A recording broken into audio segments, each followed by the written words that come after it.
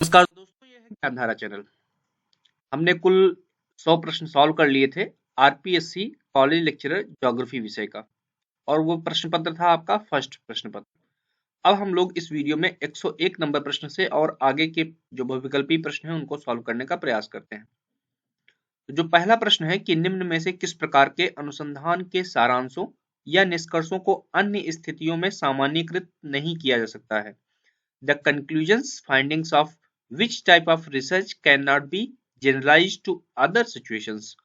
Option दिए हुए हैं शुद्ध विज्ञान अनुसंधान मतलब प्योर साइंस रिसर्च, दूसरा है वर्णनात्मक अनुसंधान डिस्क्रिप्टिव रिसर्च, तीसरा है प्रायोगिक अनुसंधान एक्सपेरिमेंटल रिसर्च, चौथा है कारणात्मक तुलनात्मक अनुसंधान कैजुअल कंपैरेटिव रिसर्च।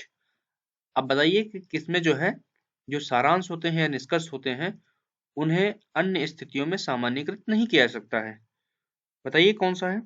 तो वो है आपका किसमें, वर्णनात्मक अगर कोई अनुसंधान है, डिस्क्रिप्टिव है, तो उसमें आप जो है उसको सामान्यीकृत नहीं कर सकते। अगला प्रश्न है आपका कि शोध समस्या के चयन में निम्न में से किसको दृष्टिगत नहीं रखा जाता है? Which among the following is not a consideration in selecting a research problem? Option दिए है रुचि, प्रासंगिकता, मूल्यांकन, नैतिक मुद्दे मतलब interest, relevance, evaluation and ethical issues. तो आपका जो सही है विकल्प कौन सा है? वो है आपका मूल्यांकन। ओके।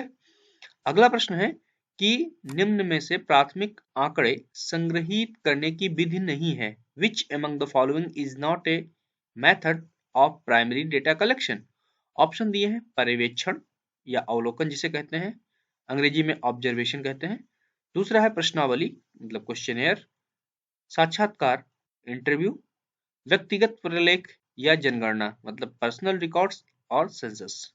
तो कौन सा इसमें कहा जा रहा है कि क्या है, प्राथमिक आंकड़े एकत्रित करने की विधि नहीं है। तो कौन सी विधि नहीं है? सबको मालूम है कौन सा, जनगणना या व्यक्तिगत प्रलेख, पर्सनल रिकॉर्ड्स और सेंसस। ये क्या होते हैं? ये द्वितीयक आंकड़ों को एकत्रित करने की विधियां हैं। अगला प्रश्न आपका है कि उस सैद्धांतिक ढांचे का क्या नाम है जिसके अंतर्गत शोध संचालित किया जाता है? What is the name of conceptual framework in which the research is carried out? Option दिए हुए हैं शोध परिकल्पना मतलब रिसर्च हाइपोथेसिस, शोध का संक्षिप्त प्रस्ताव सिनॉप्सिस ऑफ रिसर्च, शोध पैराडाइम, चौथा है शोध अभिशिल्प मतलब रिसर्च डिजाइन। तो बताइए कि कौन सा जो है इसके सैद्धांतिक ढांचे का जो है नाम है जिसके अंतर्गत शोध होता है। तो आपका जो सही विकल्प है कौन सा है? वो है आपका शोध अभिशिल्प जिसे बोलते हैं रिसर्च डिजाइन। अगला प्रश्न है कि निम्न में से कौन सा एक आंकड़े संकलित करने का तरीका या विधि नहीं है? Which of the following is not a data collection method? Option दिए हुए रिसर्च प्रश्न मतलब रिसर्च क्वेश्चंस, दूसरा है असंरचित साक्षात्कार अनस्ट्रक्चर्ड इंटरव्यू, तीसरा है डाक सर्वेक्षण प्रणाली पोस्टल सर्वे क्वेश्चनियर, और चौथा है अनुसूची या शेड्यूल। तो कौन से आंकड़े एकत्रित करने की विधि नहीं है अब आपको बताना है। तो जो नहीं है वो है आपका कौन सा, शोध प्रश्न जिसे बोलते हैं रिसर्च क्वेश्चन। ओके। अगला प्रश्न है कि एक शोध रिपोर्ट में किसका प्रस्तुतिकरण किया जाता है? A research report is a brief of, option दिए शोध प्रक्रिया का मतलब रिसर्च प्रोसेस का, दूसरा है शोध प्रश्न का रिसर्च प्रॉब्लम का, अब यहाँ पे प्रश्न ना होकर के समस्या होना चाहिए। अगला है आपका कि आंकड़ों के संग्रहण का डेटा कलेक्शन का, आंकड़ों के संपादन का डेटा एडिटिंग का। तो ये आपसे पूछा गया है, आप इसको देख लीजिए और आप सही उत्तर का चयन कीजिए। तो शोध रिपोर्ट में किसका प्रस्तुतिकरण किया जाता है? आपको मालूम होगा, तो वो किया जाता है किसका, रिसर्च प्रोसेस का, किसका, शोध प्रक्रिया का। अगला प्रश्न है कि अगर समष्टि समरूपता नहीं रखता है तो किस प्रतिचयन विधि का उपयोग किया जाता है? Which sampling technique is used if population is not homogeneous? Option दिए हुए यादृच्छिक मतलब रैंडम, सब प्रयोजन पर्पजिव, स्तरबद्ध स्ट्रेटिफाइड, निर्णय मतलब जजमेंटल। तो आपका कौन सा है जो प्रतिचयन का उपयोग नहीं किया जाता है? बताइए, अगर कोई आंकड़ा यूनिफॉर्म नहीं है तो बताइए कौन सा यूज करते हैं? तो जो यूज करते हैं वो यूज करते हैं स्तरबद्ध मतलब कि स्ट्रेटिफाइड। ओके। अगला प्रश्न है कि प्लेगरिज्म या साहित्य चोरी में शामिल है? प्लेगरिज्म इंक्लूड्स, ऑप्शन दिए हुए हैं, देख लीजिएगा कौन कौन से हैं, कि बिना संदर्भ दिए दूसरे के काम की नकल करना, copy others work without referencing, दूसरा अपने स्वयं के काम की नकल करना, कॉपी वंस ओन वर्क, तीसरा स्वयं के नाम से किसी दूसरे के काम को प्रकाशित करवाना, publishing others work in the name of own self, और उसके बाद चौथा है दूसरे पत्र पत्रिकाओं में अपने पूर्व में प्रकाशित काम का पुनः प्रकाशन करवाना, republication of own work in another journal. अब आपसे पूछा गया है सही उत्तर का चुने, ए बी सी सही है या ए बी सी डी सही है या ए बी डी सही है या बी सी डी सही है, तो आप बताइए कि कौन सा आपका सही है। तो जो सही है आपका वो चारों आपके सही हैं, ये चारों साहित्यिक चोरी के अंतर्गत आते हैं। कौन से? प्लेगरिज्म जो होता है मतलब साहित्यिक चोरी है, उसमें ये जो चारों आपके दिए हुए सेंटेंस दिए हुए चारों जो श्रेणियां हैं ये प्लेगरिज्म के अंतर्गत आती हैं। आपको पढ़ लिए होंगे, जैसे क्या होगा कि पहला बिना संदर्भ दिए दूसरे का काम की नकल करना, दूसरा स्वयं के काम की नकल करना, तीसरा स्वयं के नाम से किसी दूसरे के काम को प्रकाशित करना, और चौथा दूसरे पत्र पत्रिकाओं में अपने ही जो प्रकाशन हुआ उसी का पुनः प्रकाशन करवाना। ये चारों जो है साहित्यिक चोरी के अंतर्गत आते हैं। अगला प्रश्न है आपका कि निम्न में से कौन सी संदर्भ उद्धरण शैली नहीं है? Which among the following is not a reference citing style? Option दिए APA, MLA, Harvard and Chicago. Options आपके दिए हुए हैं, आप बताइए कि कौन सा आपका जो है सही विकल्प है। तो ये जो आपका दिया हुआ है हार्वर्ड, ये आपका नहीं है, ये W दिया हुआ देखिए क्या है, कौन सी नहीं है, तो यही आपकी जो है क्या है, नहीं है स्टाइल। अगला प्रश्न है कि निम्न में से बहुचर विश्लेषण विधि है, which one of the following is a technique of multivariate analysis? Option दिए हैं प्रिंसिपल कंपोनेंट, प्रमाप विचलन स्टैंडर्ड डेविएशन, तीसरा है साधारण सहसंबंध सिंपल कोरिलेशन, चौथा है साधारण समांतर माध्य मतलब अर्थमेटिक मीन। तो बहुचर विश्लेषण की जो विधि है कौन सी है, वो है आपकी कौन सी, वो है principal component analysis, principal component multivariate की। अगला प्रश्न है, अब भूगोल से प्रश्न आएंगे, आप अभी तक आपने देखा 10 प्रश्न आपके रिसर्च से संबंधित थे। अगला प्रश्न है कि भूगोल शब्द का सर्वप्रथम प्रतिपादन किसने किया था? The term geography was first coined by, option दिए हैं Friedrich Ratzel, Carl Ritter, Eratosthenes and Richard Hudson. तो सभी लोगों को मालूम है कौन सा है, वो है आपका एराटोस्थेनीज। अगला प्रश्न है कि निम्न में से किसे भूगणित का प्रतिपादक कहा जाता है? Who amongst the following has been called the founder of geodesy? Option दिए हुए एराटोस्थेनीज, हिप्पारकस, हेरोडोटस एंड हिकैटियस। तो आपका जो सही विकल्प हो जाएगा कौन सा, वो है आपका एराटोस्थेनीज। अगला प्रश्न है कि पृथ्वी की उत्पत्ति के संबंध में वायव्य राशि की संकल्पना प्रतिपादित करने वाले इमैनुअल कांट दर्शन शास्त्री थे। Immanuel Kant who propounded the gaseous hypothesis about the origin of earth was a और एन ए फिलोसफर। ऑप्शन दिए हुए हैं यूनानी मतलब ग्रीक, जर्मन, फ्रेंच या अमेरिकन। तो वो कहाँ के रहने वाले थे, ये आपसे पूछा गया है, कहाँ के थे, ये थे जर्मन, क्या जर्मन फिलोसफर थे। अगला प्रश्न हम लोग देख लेते हैं कि भूगोल को सर्वप्रथम सामान्य एवं विशिष्ट के रूप में विभाजित किया गया। Geography was first divided into general and special bye. Option दिए हैं वारेनियस द्वारा, कांट द्वारा, हम्बोल्ट द्वारा या रिटर द्वारा। तो आपको सभी लोगों को मालूम है कौन सा, वारेनियस द्वारा किया गया था, कब 1650 में। अगला प्रश्न है आपका कि भूगोल में वह दृष्टिकोण जो यह कहता है कि कर्म संज्ञानात्मक प्रक्रिया से प्रेरित होते हैं, यह सार है। The approach in geography which states that action are motivated by cognitive processes in the sense of, option दिए हैं मानववाद का मतलब ह्यूमैनिज्म का, प्रत्यक्षवाद का पॉजिटिविज्म का, व्यवहारवाद का बिहेवियरलिज्म का, अतिवाद का रेडिकलिज्म का। तो बताइए कि वह कौन सा दृष्टिकोण है जो कहता है कि कर्म संज्ञानात्मक प्रक्रिया से प्रेरित होते हैं।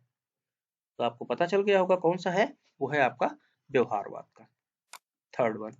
अगला प्रश्न है कि निम्नलिखित में से कौन यूनानी भूगोलवेत्ता नहीं था? Who from the following was not a Greek geographer? Option दिए हेरोडोटस, क्लॉडियस टॉलमी, होमर या इराटोस्थेनीज। तो यूनानी जो भूगोलवेत्ता नहीं थे वो थे कौन आपके, वो थे आपके कौन, वो है क्लॉडियस टॉलमी, जो कि रोमन भूगोलवेत्ता थे। अगला प्रश्न है कि भूगोल में एक स्मरणीय लेखन कार्य जो अल्मागेस्ट के नाम से जाना जाता है को किसने लिखा था? The famous monumental work in geography known as the Almagest was scripted by। Option दिए हैं क्लाडियस टालमी, स्ट्रेबो, अरस्तु और प्लेटो। तो आपका जो सही विकल्प है कौन सा है? वो है आपका क्लाडियस टालमी। अगला प्रश्न है पुस्तक किताब उल हिंद के लेखक हैं। The author of the book किताब उल हिंद इज। ऑप्शन दिए हैं अल मसूदी, अल इदरिसी, अल बरूनी एंड इब्न बतूता। तो आपका जो सही विकल्प है कौन सा है? वो है आपका अल बरूनी। अब अल बरूनी की और जो भी किताब है वो आप मुझे कमेंट बॉक्स में पोस्ट करिएगा। अगला प्रश्न है कि निम्न में से कौन एक निश्चयवादी नहीं थे? Who amongst the following was not a determinist. Option दिए हैं Vidal de Laplace, Alexander von Humboldt, Carl Ritter and Demolins. तो आप बताइए कि कौन से एक निश्चयवादी नहीं थे? सबको मालूम हो गया होगा कौन सा? वो थे विडाल डी लाप्लास, जो कि संभववाद के प्रवर्तक थे।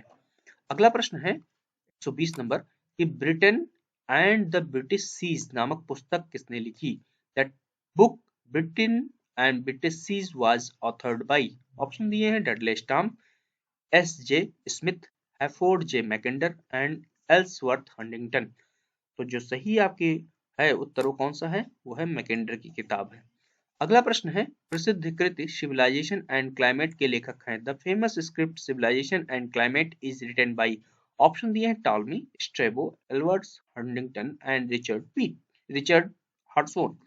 तो सिविलाइजेशन एंड क्लाइमेट सभी को मालूम है एल्बर्ट्स हंटिंगटन ने किताब लिखी थी। कौन सी? थर्ड वन ऑप्शन जो हो गया आपका। अगला प्रश्न है कि स्थानिक संगठन की संकल्पना प्रतिपादित की थी। The concept of special organisation was presented by. Option दिए हैं फ्रांसीसी स्कूल ने, जर्मन स्कूल ने, ब्रिटिश स्कूल ने या अमेरिकन स्कूल ने। तो स्थानिक संगठन की जो संकल्पना थी वो प्रतिपादित की थी जर्मन स्कूल ने। अगला प्रश्न है किस मध्ययुगीन भूगोलवेत्ता ने टालमी के कार्यों में व्यापक सुधार किया था? Which medieval geographer extensively improved Ptolemy's works. Option दिए al इदरिसी, Al बरूनी, Ibn Battuta and इब्न खालदून। तो टालमी के कार्यों को मध्यकालीन में युग में किसने व्यापक सुधार किया था? वो किया था आपका किसने? अल इदरिसी ने। अगला प्रश्न है कि निम्न में से कौन आधुनिक भूगोल के पिता के रूप में जाना जाता है? Who among the following is known as father of modern geography? Option दिए Kant, Ritter, Humboldt and Hecataeus. तो आधुनिक भूगोल के जो पिता के रूप में जाने जाते हैं वो संयुक्त रूप से जाने जाते हैं हम्बोल्ट और रिटर। लेकिन अब यहाँ पे दोनों को अलग अलग दिया गया है तो उसमें से सबसे ज्यादा है वो है आपका अलेक्जेंडर वॉन हम्बोल्ट। तो आपका सही विकल्प है हम्बोल्ट। अगला प्रश्न है कि निम्न में से कौन सा समूह संभववाद को निरूपित करता है? Which among the following groups represents possibilism. Option दिए हैं ब्लास, ब्रून, सावर। दूसरा है Ratzel Semple and Sauer. तीसरा है हंटिंगटन रेड जेल सैंपल। चौथा है स्ट्रेबो, सावर एंड कांट। तो केवल संभववाद मतलब पॉसिबिलिज्म को जो समर्थक थे वो कौन सा ग्रुप है जो उनको प्रदर्शित करता है? तो वो ग्रुप है आपका ब्लास, ब्रून्स एंड कार्ल सावर का। ये आपका सही है। अगला 126 नंबर प्रश्न हम लोग देख लेते हैं क्या है कि वह सिद्धांत जिसमें प्रकृति पर्यावरण का मानव के ऊपर प्रभाव को सर्वोपरि माना गया है। The principle in which the effect of natural environment on humans is considered paramount. Option दिए हुए हैं नियतिवाद मतलब डिटर्मिनिज्म, संभववाद पॉसिबिलिज्म, नौ नियतिवाद न्यू डिटर्मिनिज्म एंड संभाव्यवाद प्रोबेबिलिज्म। तो आपका जो सही उत्तर हो जाएगा वो कौन सा है? वो है आपका नियतिवाद। अगला प्रश्न है कि निम्न में से किसे आधुनिक मानव भूगोल के संस्थापक के रूप में जाना जाता है? Who among the following is known as founder of modern human geography? Option दिए हैं Frederick Ratzel, A V Humboldt, Albert Huntington and Carlo Sauer. तो आपका जो सही विकल्प है वो कौन सा है? वो है आपका फ्रेडरिक रेडजल। अगला प्रश्न है कौन, कहां, क्या, कैसे प्राप्त करता है का अध्ययन करता है? The study of who gets what, where and how is. Option दिए हैं अतिवादी भूगोल मतलब कि रेडिकल ज्योग्राफी। दूसरा है क्षेत्रीय विभेदीकरण, एरियल डिफरेंशिएशन। तीसरा है तंत्र विश्लेषण, सिस्टम एनालिसिस। चौथा है कल्याण परक भूगोल मतलब वेलफेयर ज्योग्राफी। तो आपका जो सही विकल्प हो जाएगा कौन सा हो जाएगा? वो आपका कौन सा हो जाएगा बताइए? तो वो हो जाएगा आपका कल्याण परक भूगोल। आपको मालूम होगा स्मिथ का नाम। अगला प्रश्न है कि कोई अनिवार्यता नहीं है, कोई अनिवार्यताएं नहीं है परंतु प्रत्येक स्थान पर संभावनाएं हैं। इस कथन हेतु श्रेय दिया जाता है।